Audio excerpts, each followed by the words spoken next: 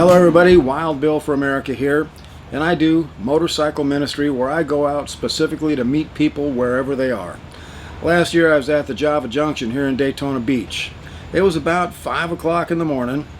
I was there to meet some old veterans who come there before the sun comes up. I was the first one to arrive, so I sat there in the dark and waited. Soon a red car pulled in with a woman and a man in it. The man stays in the passenger seat. The woman got out to see if the door was unlocked. I said good morning to her, and she said, "Wow, I sure like your vest." I could tell she lived a rough life. Her teeth were black from smoking meth, and she was very undernourished. Her name was Sarah, and after we chatted a bit, I gave her a Gospel of John, and when she saw it, she began to cry. She said, "I used to be a church-going girl, but then I got in with some bad people and they turned me into a drug addict." She pointed to the man who was still sitting in the car and said his name was Charles. Charles, she told me, has had to be resuscitated twice because his heart had stopped from alcohol poisoning. And she said, "Charles, show him what you did." And he held up his hand to show me that he had chopped off his middle finger. And he had just done it that morning. It was still bleeding. You never know what you're going to run into in motorcycle ministry. So I gave Charles a Gospel of John, and both he and Sarah were thrilled to get him and said, "Thank you, thank you." But before I could tell them the story of Jesus and the cross, the drug dealer showed up with some of his friends, and they were not happy to see me. They were filthy-mouthed and loud, and he yelled, "Let's go!" And they all piled in Sarah's car and drove away.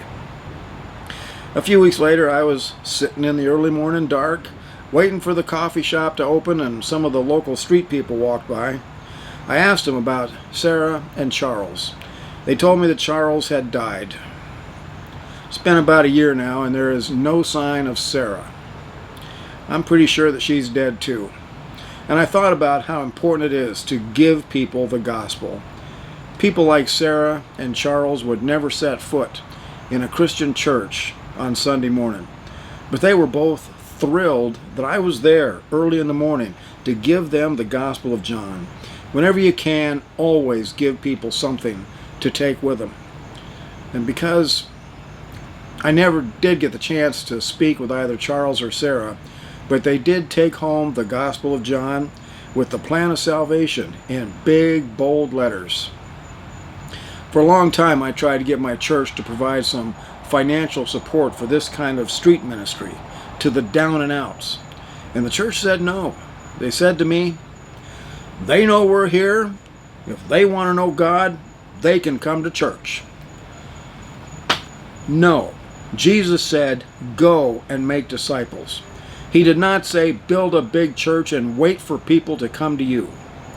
If Christians don't come out from behind the church doors to meet people where they are, how will people like Sarah and Charles hear the message of eternal life? That is where the gospel rubber meets the road. Unfortunately, funding for motorcycle ministry has dropped off sharply. I don't know if it's the Joe Biden economy or if people are just getting tired of me. But there is still a serious need for more Gospel of John booklets. And I need to be able to put fuel in my gas tank and occasionally buy coffee for some old veterans.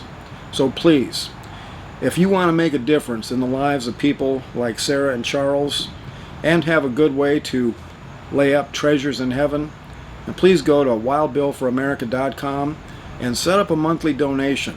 I'll put the link in the description below. $10 a month helps. $50 really helps. And to tell you the truth, there are days when I could use a little encouragement. This is Wild Bill for America. Thank you for watching. And America, get back to being a nation under God, or you will be a nation gone under.